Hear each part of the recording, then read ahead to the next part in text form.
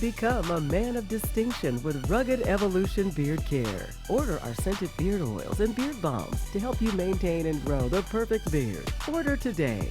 Try our men's care products like the full body exfoliating cleansing bars, body wash, smooth stash, and more. Log on to our website or download our app to place your orders. Rugged Evolution Beard Care. We're your luxury but affordable men's care line. And remember, Rugged is the new smooth.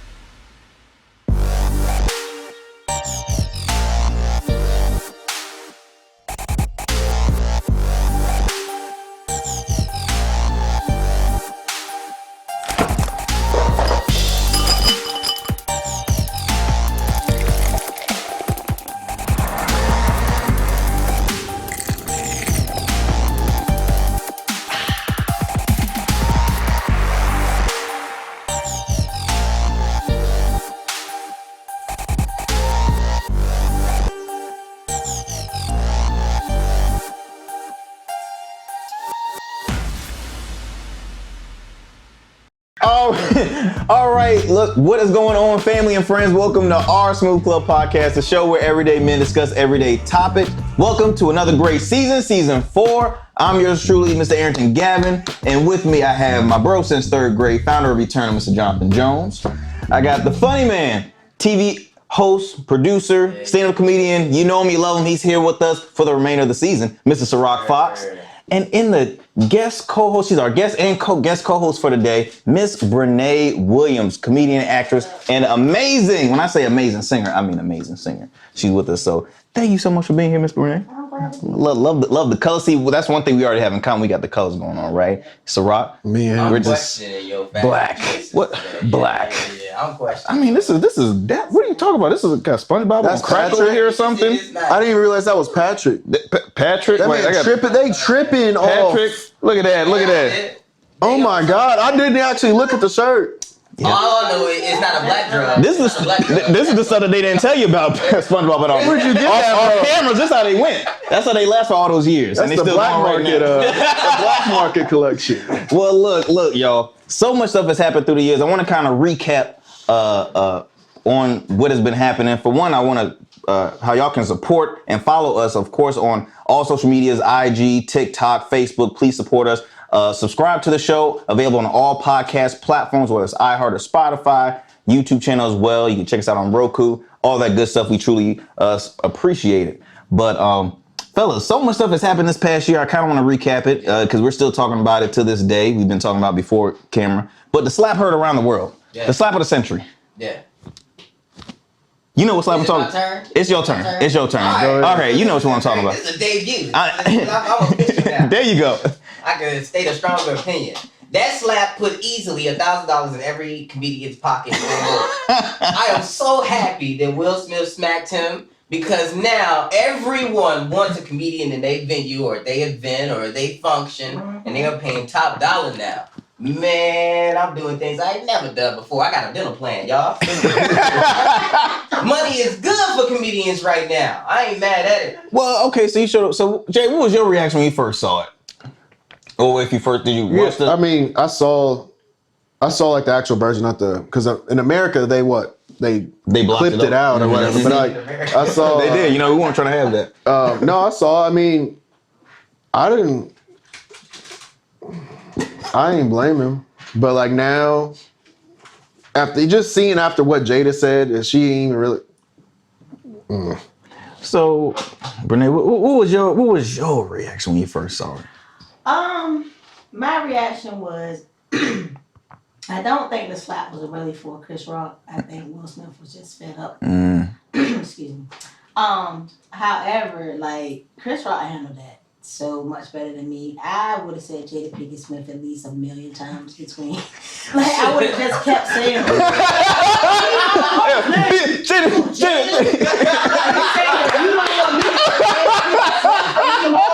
Today, are you gonna come back up here if I say it again? Like I would have been the worst. I would have Like, they would have been like, Brenae really just would not stop. Every time I came on stage, I'd have been like, hey, Jada, what's going on, Will? Well, you know what? When I first saw it, like, honestly, I was not planning on watching. I'm like, all right, I'll just check it out. Because the first thing I was reading about, okay, you got Will Packer, well-known director. He's the first African-American to direct, produce the whole entire Oscars. They had DJ D-Nice DJing that night. They had their whole orchestra black. I mean, they were really trying to, bring on a lot of, successful African Americans that, that's really one of the grandest stage when it comes to TV and film. And, just film.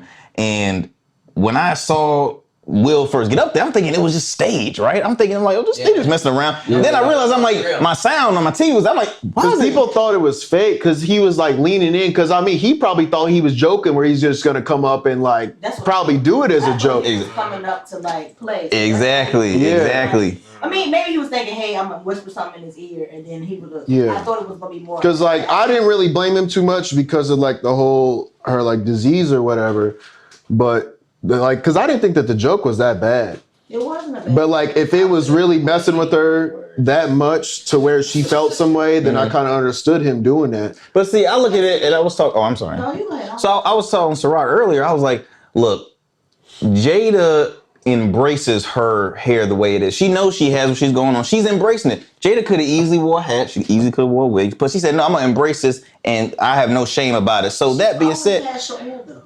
But they Chris Rock and them have had problems before is what I was seeing that like. Well, they brought up the old clip when Chris Rock had said the joke about, because at the time I think a lot of they were protesting the Oscars because there was nobody of color that was nominated for an award. Yeah. And on that year, I think Will Smith did the movie about concussion. He wasn't nominated. So they all were protesting, and really Jada was like kind of leading that protest. They were telling Chris Rock, hey, don't host the Oscars, man. Join this protest.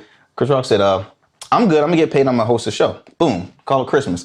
So he says a joke saying that Jada protesting the Oscars or getting invited by the Oscars like me getting invited by Rihanna's panties. It was never going to happen. So he basically makes a joke about it. So they were bringing that, saying it was some beef between the two. I agree with you, Brenae, as far as the slap wasn't directed to Chris Rock based on the joke. I think people were just fed up because let's backtrack now. The Smiths, this whole freaking Red Table Talk, which is a show I really wish really never happened. My fiance watches it. She's like, you should watch it. I'm like, I'm not watching that shit. So they pretty much talk about their personal life like crazy. And then throughout the whole entire, I think it's been going on for about 5 years. They've never really had Will on. The time when they do have Will on, they're talking about their relationship, their marital issues, And really, Jada continues to just really blame Will for what she did. And I'm talking about messing around with August Alsina. Now let's talk about that for a second. Out of all the people, August. I thought that was kind of weird. That was. I mean, I thought it was a lot weird. Only because she did it in the name of like I'm trying to help him. That, just right here, panty droppers. Yeah, is that him?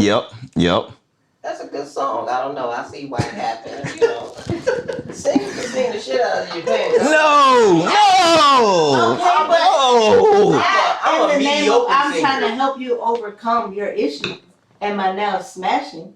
And in order for me to help you, you should enter me. It seems so weird because like that whole situation had been going on for years, and then they're talking about it on camera. It's like you knew they already had that discussion. It's like they're doing that for the ratings, and then everybody else is getting on it, and now years have gone by. None of that stuff. And I just wish like y'all can cheat on each other or have an open whatever y'all want to do. We don't have to know. But just don't put it out in the put. Like I feel as though you have people gonna choose sides. Exactly, and then you have people like I'm gonna just say like you got Denzel Washington and his family. You got Samuel Jackson and his family. Now you got Will Smith, again a great actor. I just feel as though like keep your personal stuff personal. When you bring it out to the public, I feel like the moment, like the slap, overshadowed the fact that he won his Oscar. Yes, no, that's gonna be in history. No one cares. It's just when you think of the Oscars, last year you think of the slap. You don't his think biopic is gonna have that slap in there. His Wikipedia page gonna have that, man. And we telling our grandkids and great grandbabies about how cool this Will Smith dude was. There's gonna be that comma. Oh, and there was this time where he slapped this shit out of. It's on HBO right now. Let's watch it. The thing is, like, I just kind of feel bad because, like, she ain't even stick up for the man at all. And that's like, what she that's kicks what- him on the curb. I'm a woman. Yeah. And I feel like my man doing all of that. I'm not saying I didn't need to be protected. Yeah. I'm saying keep my husband name out your mouth. Yeah. Keep the same energy. Even if it wasn't the right time or place to even still do that, the fact that he went up there and had the balls to do that, because that wasn't a short walk. Like that was like at least a 10 to 15 like a runway. And that was the thing that I looked at the most. I was like, he really took the time and he was determined to go up there and do that. BET Awards, bro. Yeah. That was the Yeah. BET Awards. You right there on the stage. You can just stand up and slap a Yeah. The Oscars, Yeah. bro. And the fact is, yeah, and the fact I know, right? Nicole Kim is like, oh God, I don't think I mean, it's just, and then look, But Chris Rock was beautiful. Like Yeah. literally, he was a true pro, handled a true that pro. so amazingly. Like You made I told you, a good punchline to it. I just got slapped up. Out of Will Smith, put that on a t-shirt right now. It's booming right now. I mean, and he just played it all. He took the slap like it was nothing. and he didn't even write the joke. Thank you. And the man really was probably in shock. 'Cause he was like, I can't Oh, believe shit yeah. happened. But the fact of the matter is, hey, Will got to sit back in his chair, enjoy the rest of the night, party the next, because they were showing like clips of when he was after partying, rapping one of his old songs and stuff. It was just, it was sad. But again, like what Ciroc said, man, comedians now is taking advantage Rock of it. stars now, man. The other thing, see like if it's gonna happen, but I like, hey, is there a camera on me? Don't do that. Because like at least around here, Mathematically, it's just not gonna add up in 75 your area. If you walk up you gonna look like dude that tried to slap Dave Chappelle. It's gonna be Hey, we gotta talk about that too. Exactly. I'm gonna run up on the stage because it's like it's not just disrespect to him who's like my my comrade. It's just the crowd. 'Cause people gonna get selling comfortable. jokes and you ruining the show. You wouldn't messing up the You moment. wouldn't do it in an orchestra. Someone's performing up there, singing their heart out, or someone's playing a solo violin, or what I mean. so what about this? It was that one lady that was doing a stand up. She was bringing up T.I. when he was there. Did y'all see that? So what do y'all think about I that? didn't see that. I don't agree with that either. Yeah. T.I. was extra. He was very extra because What Too happened? much. so You want to? you I guess go. Yeah. Someone let me know. So there was a comedian, I can't remember her name. She had bought T.I. She had mentioned to T.I. bringing up all the issues with him and Tiny, the sex scandal and all that. Mhm. So he goes on stage and like tries to take the mic from her. He takes the mic from her, won't let her finish the show because he was like, "Don't bring me up" and all this stuff. And I'm like, T.I., you can't do that. And you a comedian now? Yeah. Yeah. He's testing the They were waters out. booing him in New York. He's off his, testing the first joke. waters out. It was like his first joke, and they were booing. He Nah, I said don't like he that. said he felt challenged by the booth. Was this when yeah. He he was? felt challenged. Wait, so when this incident happened, was he going through the comedian thing? Yeah. Nah. This was all in like a 2-3 week span after the Will Smith slap. Nah. Because it was an issue, like he pretty much like bogarted the whole moment. It was a woman that he was Yeah. proposed to. And she was just like, "You're not about to get on my stage and tell me I can't say shit. I can say what the fuck I want to say. It's my platform." Yeah. Well, and You then feel like because I'm T.I., I'm a bigger celebrity than you, I can bully you. No, you can't. Comedy doesn't work with who's the most famous. You have to be funny. and see, I didn't think about it like that because the fact of the matter is, you look at his position in life, how famous he is. He looked like he was bullying more than just like disrespecting the fact that she was on stage. No, I'm more popular than you. I can do that, but. See, that's why we have these levels in comedy. That's why we have this section, this area for beginner comedians to go to. We have these open mics. We have these small showcases for these comedians to experience just a tad bit of what the real game is like before they get on major stage where millions could possibly see you. T.I. ain't go through that. T.I. went through the stage of the beginner of the rapper era, you know what I mean? That's different. That's a different genre. That's a different sport. It's a different art. With comedy, you had to go through the levels to really be a beast. And because he ain't been through them levels, he don't know how to react when he get roasted in a club. He don't know how to react when people are booing. He don't know how to react. He's not used to that because he ain't came up through that guillotine. So until I see him at these open mics not getting paid, with 2-3 people in the audience and him trying to make these 2-3 niggas laugh plus the waitress. That's not No, it's true because like just because I'm famous, because say I was famous for something else, and time I decided to switch to comedy, I don't get to just headline because I might not even be better than the guy that got the 5-minute spot that's been doing all the open mics. So then here I am, got 20 minutes of the audience like, what are y'all? Plus, For garbage. plus T.I., he got more ammo on his back than the average comedian too, just with all the stuff. He always in the news saying something crazy. It's like thought he was gonna be good. Yeah. That was gonna be my next question. Like, how do you think? Well, when you first heard about T.I. taking a step and stand up, what was your first thoughts? Because there's probably other celebrities that said, "Hey, look, I want to." It's just like a pro wrestler taking a step into the ring with the MMA or stuff like that. Like, I'm gonna join this. I think I'm gonna be just as successful. When I first heard it, I thought he was gonna do what I mentioned. I thought he was gonna just quietly sneak into some open mics and test some shit out. That's what I thought was gonna happen. Next thing you know, this nigga on tour with, you know what I mean? And I'm like, oh. Spots we could wait this on, and we've been doing comedy. Come on, man. Because the thing with the girl, 3-4 years, I'm still on the wait list to be in a certain club. the thing with the girl, that was like a smaller venue. That was just like It was out in Atlanta. It was a small spot out in Atlanta. His thing was like, what in it wasn't Madison Square Garden. No, it was at Summer Arena. It was in New York. It was definitely in Summer Arena. It was some. It was, and it's like. I mean, I honestly, I thought he was going to do more performing, and then, in the beginning or towards the end, he might say, kind of mix it between, like, like almost like how Jamie includes music and jokes at the same time. One of the premise of one of the jokes does kind of make sense. You're gonna hear it too. Yeah, I got you. Because he said, like, when he got booed, he was talking to Michael Blackson, I think, and he was like, the premise of the joke was I use big words. So if you know what this word means, make some noise. Yeah. So I felt like he could have kind of. But that could have been a real innovative lane he could have took where he was performing songs and then had that. But that's what I'm saying. I'm thinking thought he was gonna like that would have been something new because he's super articulate and he is the type of person that does grab your attention on stage. But you also have to give that same energy that you give to rap to comedy. You can't go on the stage and be like, all right, well, I'm funny as a bitch because I'm T.I. No, that's not how it works. Yeah. You're gonna have to show us that you're funny, and then it's just like, oh wow, who knew T.I. was funny? Like I think about it when I seen the Mike Tyson special a long time ago when he did like his hour special. Yeah. I had no idea that he was that like personable. I always thought he was just like big back Mike Tyson. And he was like he just got up there, he told his stories. He had funny moments, he had moments that made you tear up, but it was all together like I enjoyed the entitles and the whole experience, and I was just like, wow, I didn't know that about him. So I was just like, this is dope. Like if he wanted to try some stuff, I think he would actually be good. Cam and I was just talking about Mike Tyson because, Mike has a podcast also out. He had the one-man show. Mike is really, his career is continued to thrive post boxing. And, just really, I call him like just a big comeback kid because, he had some issues in the past, but just seeing what he's doing now. And I mean, everybody embraces Mike with nothing but love. Everybody's still a huge fan and everything. Except that one dude on the plane. Oh yeah, well that he was asking for it. How first of all, how the hell are you gonna try and freaking get in Mike Tyson's face? I don't understand why people do something. I'm just, Like, would you go punch a pit bull and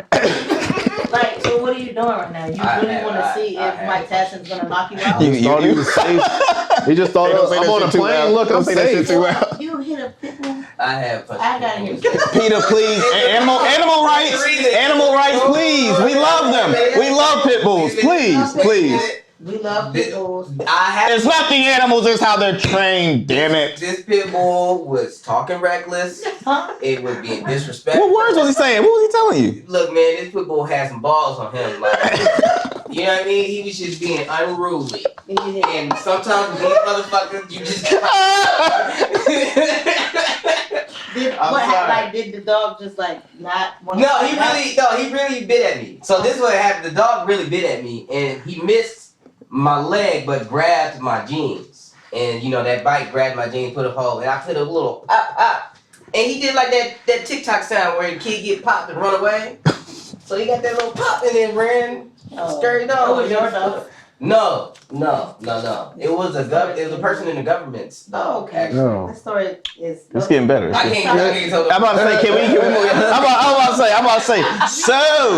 So in that case, guys, we talked about the, Dave Chappelle getting attacked on his stage, T.I. reacting on stage, you at Will Smith. How's the state of comedy looking right now? Because there's some stand-up comedians that are saying, damn, do I need to change my material as far as like She go first. So, as far as like, making a joke on the crowd, do I need to add, security now, or does even smaller venues have to add more security? Can I say something from an outside perspective then? I like it. because motherfuckers are soft now. And so like, it's kind of like, you got to find that line. Cause like, no comedian is saying nothing wild. It's just kind of dark humor. Yeah. But it's like, everybody loved that stuff. And now with this day and age, they're getting soft with it. And so like, I think it's kind of a good thing because it puts a bigger spotlight on comedians. But like, they're not doing nothing wrong. They would never do anything wrong. I feel like it's like when the Karens start coming out to play. You know, it's like people are now saying, "Oh, I have to say something." But did you hear what he just said? I gotta say something. It's stupid. It's really dumb because it's probably been more and more stories that we never seen or heard of. But there's probably been more. Like the only bad thing from it is that entitled people more are gonna think that they can stand up on a stage. That's true. And they just need that one person, that one example where they're not gonna let that fly. And they That's what I said. They gonna hit their ass on stage. They gonna mess with the wrong comedian. They gonna hit their ass on stage. Dave Chappelle. Oh, true. Yeah. Boy almost inside out when they left. Okay, yeah, so go ahead, answer. Go ahead. So what I you don't think plan is on doing anything different. You know, I just hope that people kind of respect, you know, the craft, just can learn to respect the craft more and not decide that we're being vicious. Our goal is to make people laugh. If you just wanted to hear knock jokes and your mama jokes, why would you come here? Those you can Google that. You know what I'm saying? You don't need a person to tell those to you. If you want to hear comedy, come to a comedy show to hear comedy and laugh. The problem is sometimes people just come to for what? Like I just came, but I'm not gonna laugh. I'm not gonna have a good time. But you paid. So then you paid your money to wait for your opportunity to ruin the show. Why? Yeah. Why do that? Why not respect our jobs? Like we're at work. Like this isn't we're gonna have a good time too, but we're at work and you're deciding that I'm coming to your job. I paid to be here, not to have fun and to make sure that you don't have fun either. I do that. Well, and the fact that I feel like when people go to shows, at least for me, it's the all-time stress reliever, right?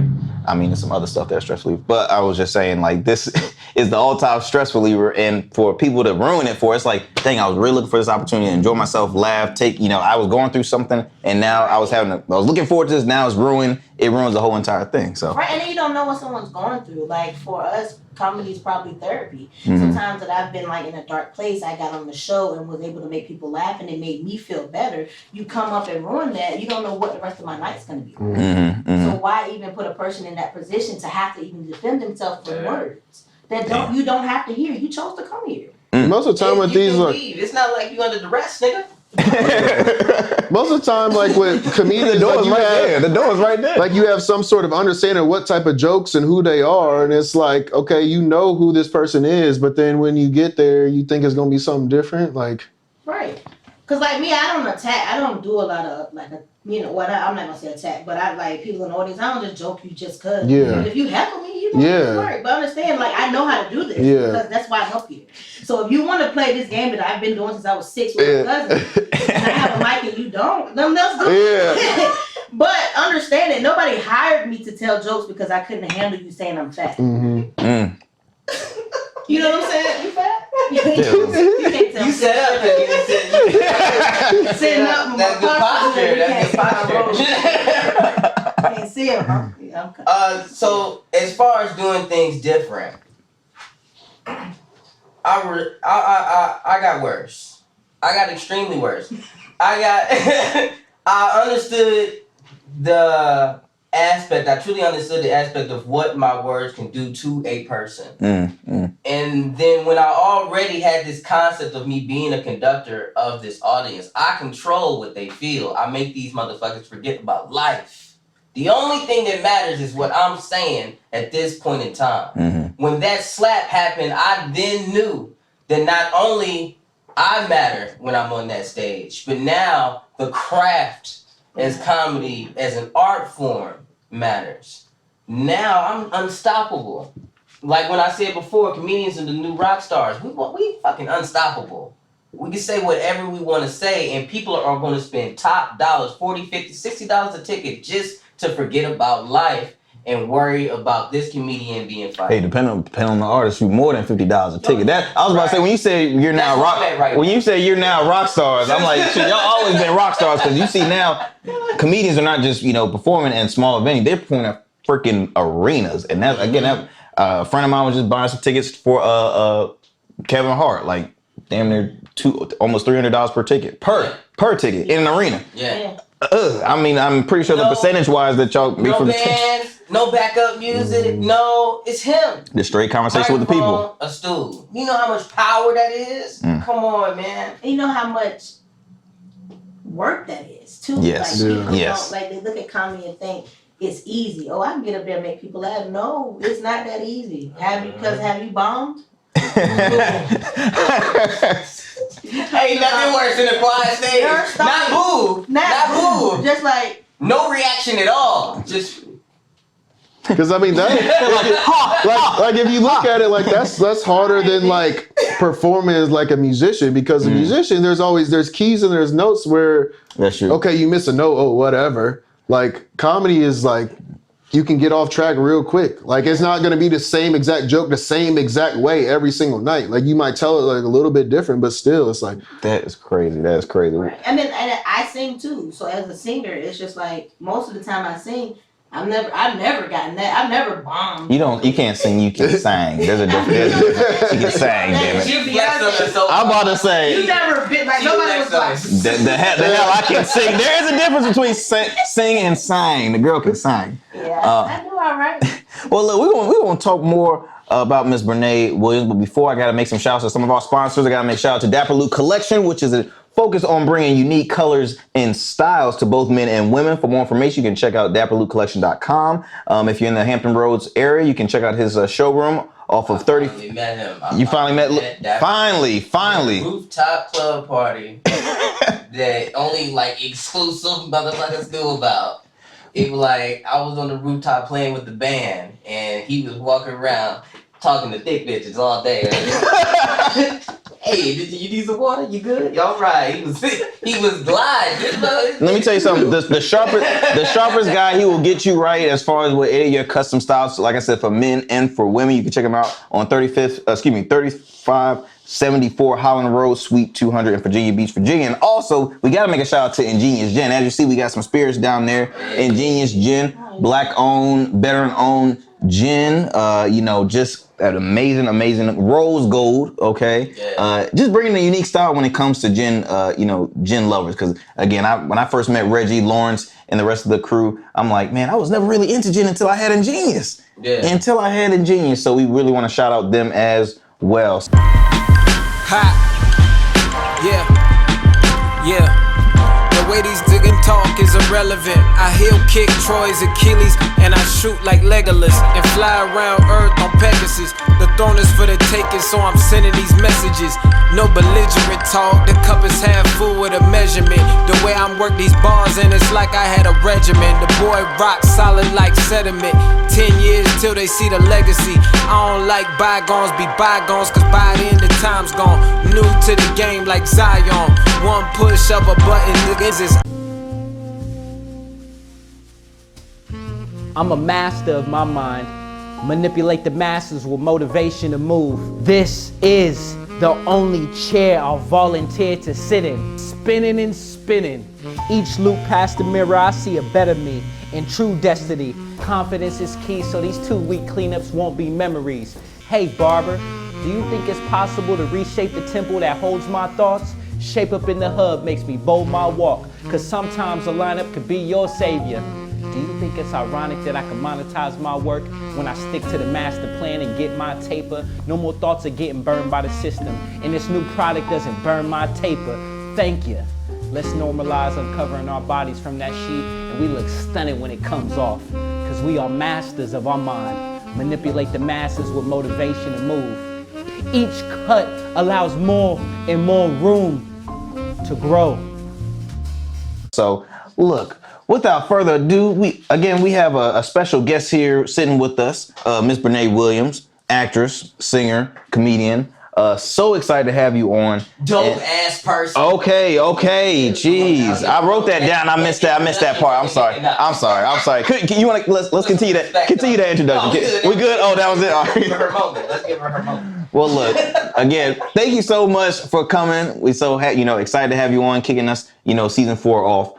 First thing I want to, ask as far as another background, as far as, where are you from? What got you really into just being an entertainer? I'm from Virginia, originally from Norfolk, grew up in Virginia Beach. What got me into an entertainer is I've been singing my whole life. I think I did my first solo. My father's a pastor, so judge me. That's a lot of it's true. So I started singing at about 3 years old. I had my first solo in church about 4. So from then, it was like music was my first love. Like I love music, but hanging out with my friends, family, I'm always like the fun-loving, happy-go-lucky, ready to joke and have a good time.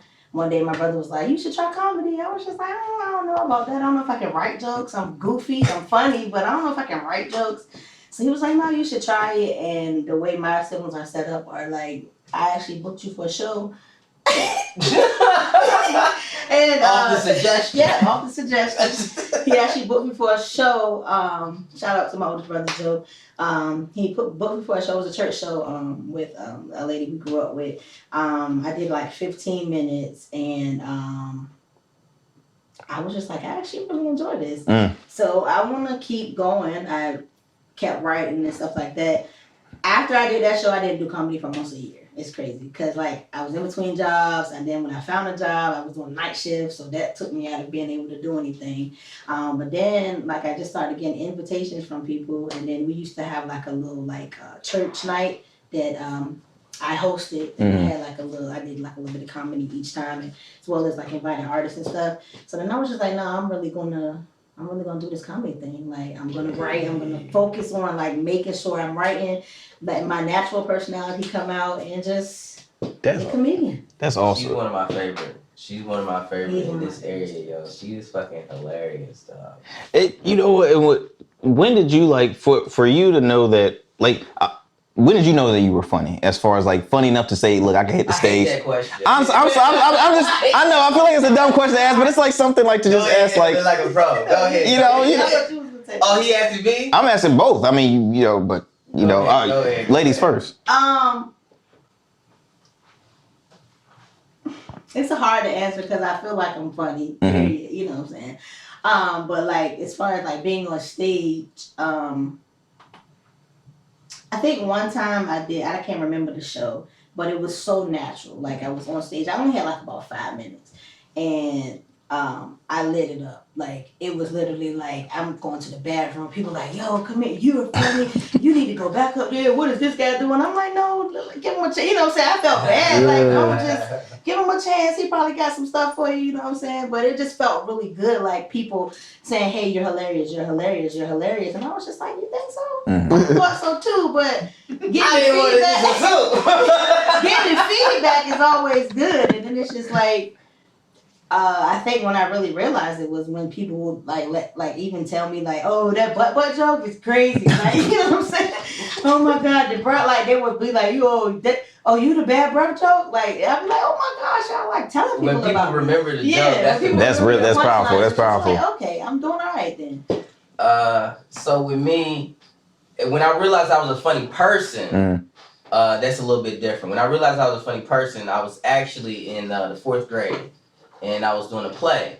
It was about dinosaurs. And all the other students that was in the play forgot about, they forgot their lines. So there wasn't nobody to help us. I memorized everybody's lines. So I acted out that full play alone. Damn.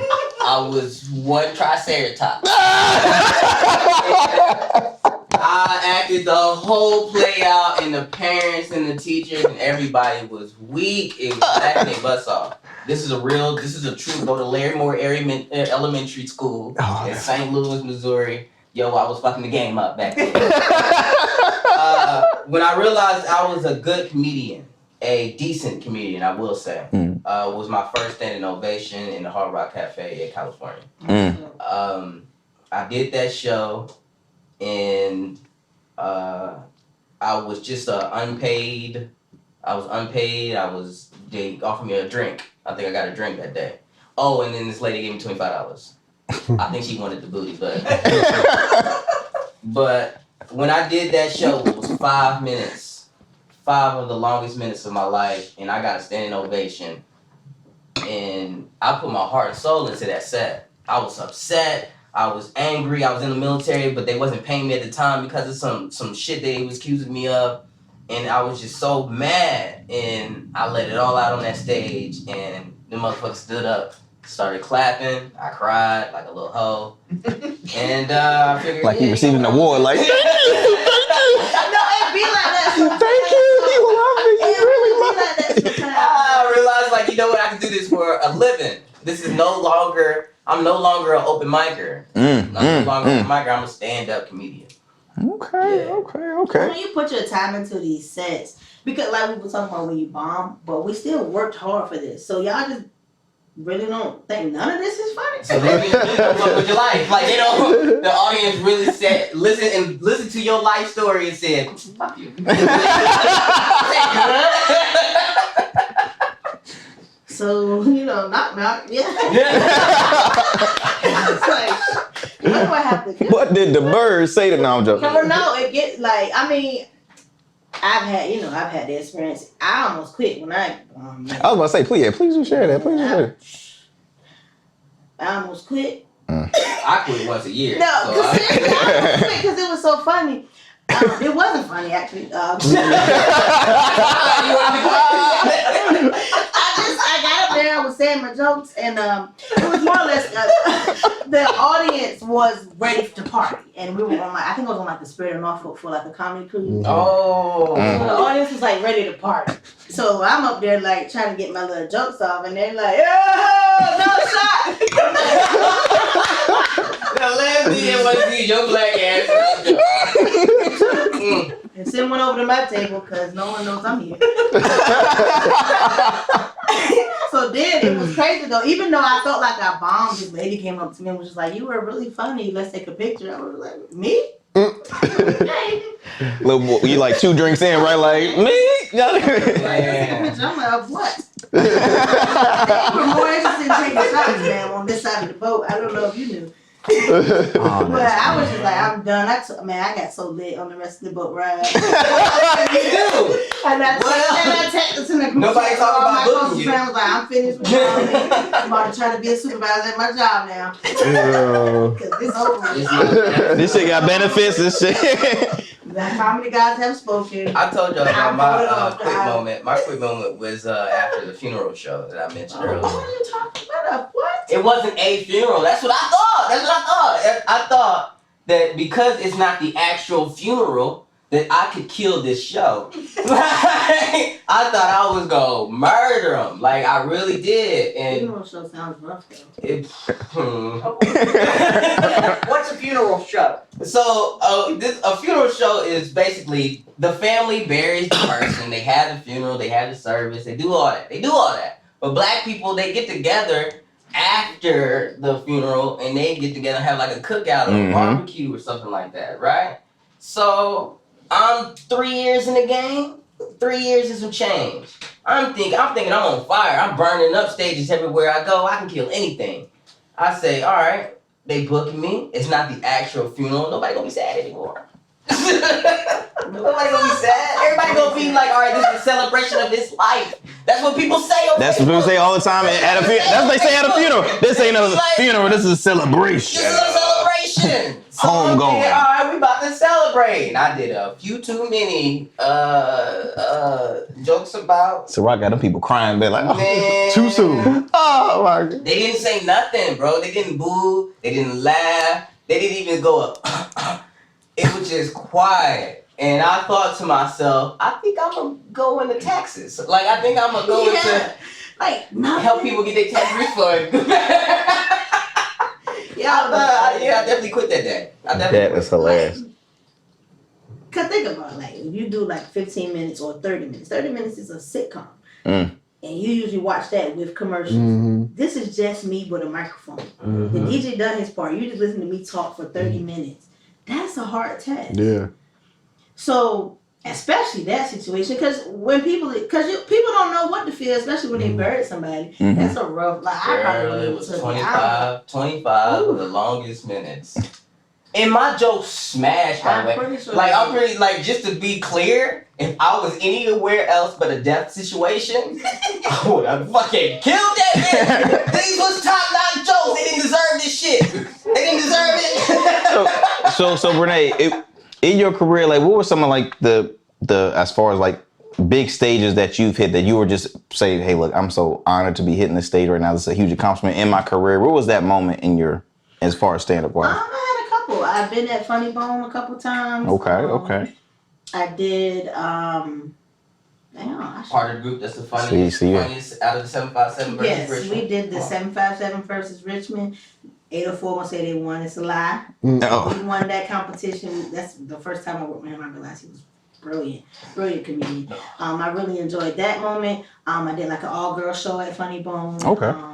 And when I did that show, I had to come in like 8 months, so I was very, very nervous. But I went out there and I gave him my all, and it was just like, this is my lane. Like, the breaks like that can't happen no more because I'm doing it. That comedy my biggest stages have been like clean shows, just like for churches and stuff like that. The most recent one I did was a couple months with Vernon, the Laugh Therapist, Joseph Willis. I did like 25 minutes. I hadn't done that much time in a minute too. Wow. And they stood up for me like a standing ovation. They stood up for me. The comedians were standing too, and these are comedians I respect highly. So I was just like, this is happening. Like, I gotta keep pushing. I'm so happy you felt that. Yay for you. I don't hope that don't sound like we just being funny. I'm really feeling emotion. No, like when you have the moments that you're hitting the stages and people are speaking highly of you and recommending you for other events, or hey, I'm going here, you want to come with me? It just feels good that you saw me perform and you want to help me get better, even if you're at a higher level and you're getting bigger gigs.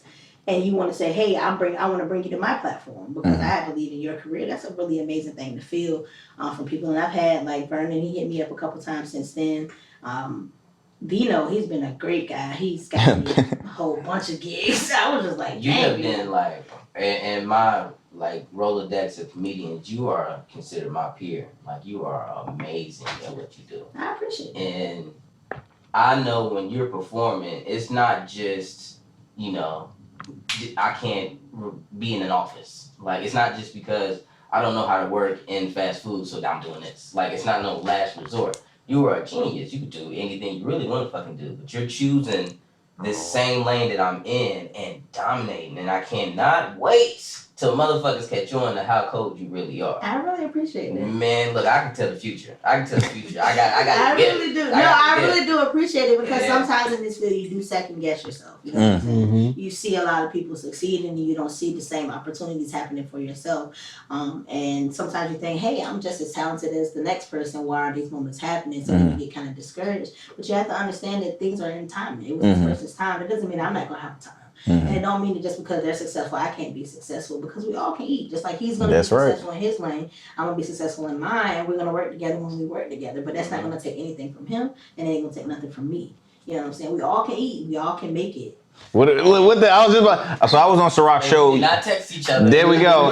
So a while back I was on Ciroc's show, and Ciroc said the key thing that I always say all the time: you win in numbers. You need to stop making everything as far as a competition amongst each other. You win in numbers. This whole platform with the show, we big on brand building. Everybody has a brand here. Everybody has a business. We cross promote all the time because, like you said, it's not a competition. We all can eat. You can win. I can win. We all can win. And as long as we keep that mindset, we will continue to succeed, because I think that's where the downfall on some people come from, is because everybody's greedy. A lot of people are money hungry, greedy, and they're like, look, if you have the same business I have, you my competition. So I can't talk to you. I can't do anything with you. But instead, you can also probably think of cross promotion. So I'm very excited, again, JJ, look, to have them both on, because so later today is the Rugged Evolution Foundation's first ever Laughter for Tomorrow's Future comedy show, right? First ever, we're going to start doing a series of comedy shows, and I'm so honored to have Miss Brenae Williams going to be opening the show. We have Gary Mitchell's going to be hosting the show, and then we got a headliner by the name of Ciroc Fox. You know that guy, Ciroc Fox? Ciroc Fox, right? Yeah. So all this talking is kind of make look. I need to be on the floor laughing tonight. That's Exactly. All this talking. We getting a little warm up right now. I already went to. I'm ready. Where's in Chesapeake, right? Yep. I already went to the Chesapeake fucking the matches wherever you go to pay your little fines.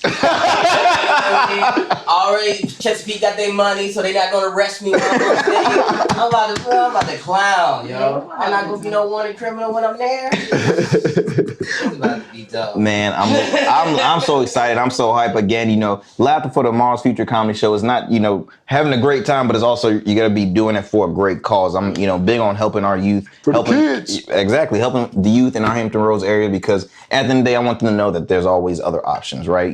I hate when I see, you know, if I drive through, you know, inner city areas where they have beat up basketball courts, they're thinking sports is their only route. But you know, where's the libraries at? Where's other options for them, so they wouldn't have to say, look, if sports don't work out, I see a dude driving a nice whip, you know, probably doing something illegal. I think I'm gonna go that route because that's my only way. Right. You hear about gun violence 24/7. The kids are getting younger and younger, everyday victims and suspects. Damn rap music. It's sad. So at the end of the day, I'm excited to have y'all on. You kicking off the show. As you see, we've been laughing our asses off all this whole episode. So we're going to be excited to have you on. Of course, we got this guy headlining. So it's going to be a great night. We already kind of enjoying ourselves right now. I know I got to refill because it's getting a little toasty.